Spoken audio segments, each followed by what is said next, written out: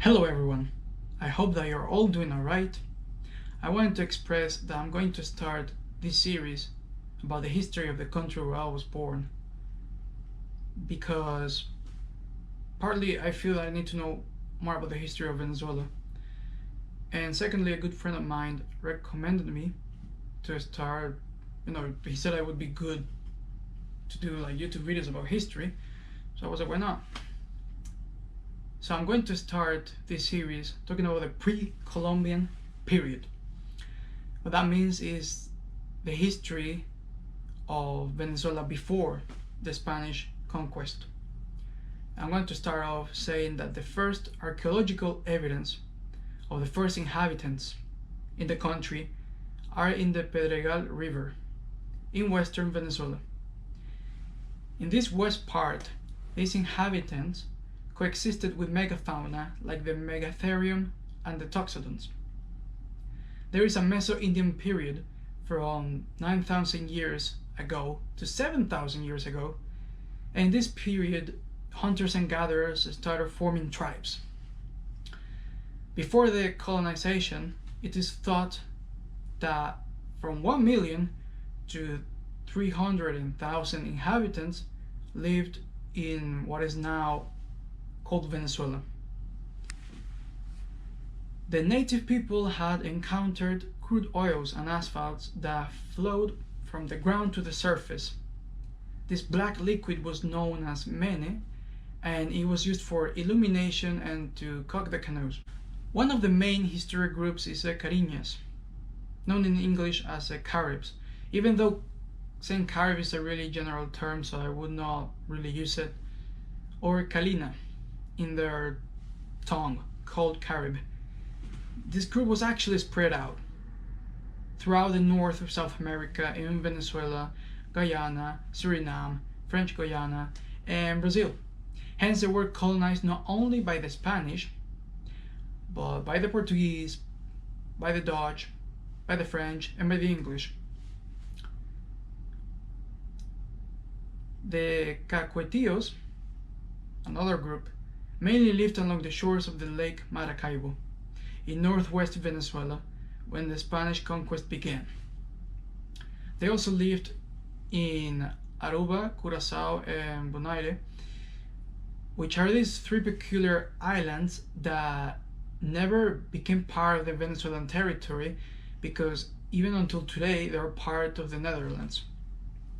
Even though they were first discovered by the Spanish, but because of deals they actually became part of the Netherlands. Their language is called the Caquetillo, and it is known as a ghost language as it doesn't have any trace whatsoever. There's no evidence of the language. We know it existed, but there's no trace of it. Nahuatl is a group from the Amazon rainforest of Venezuela and some parts in Brazil.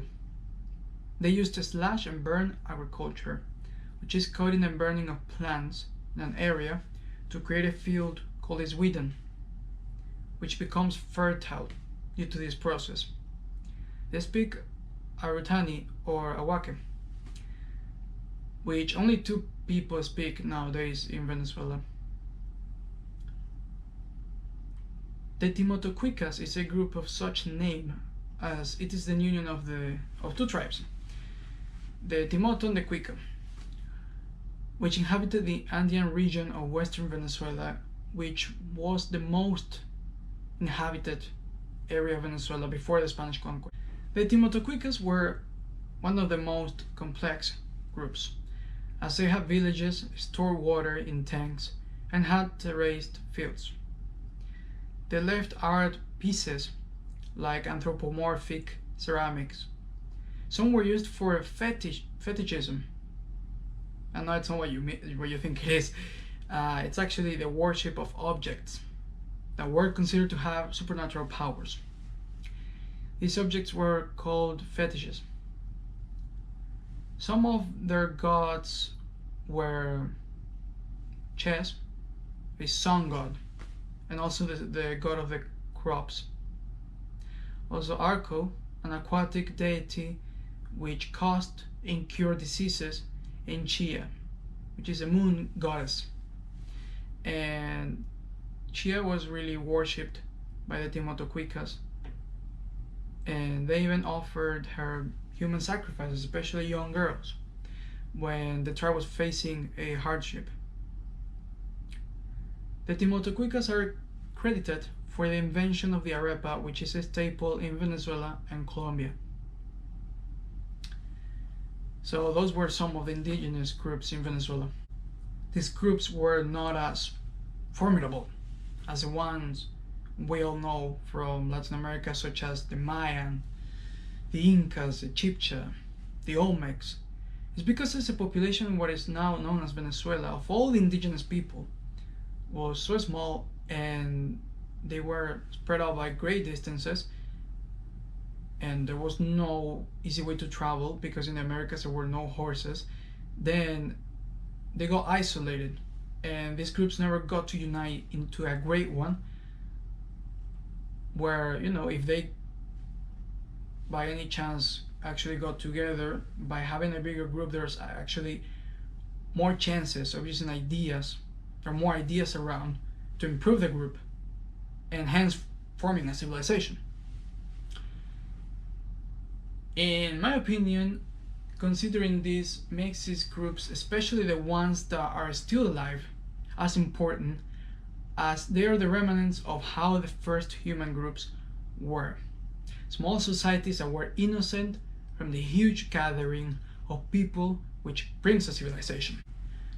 It is important to recognize that most of their languages are extinct, or about to extinct, which is a linguistic issue that happens a lot in the Americas with the native groups.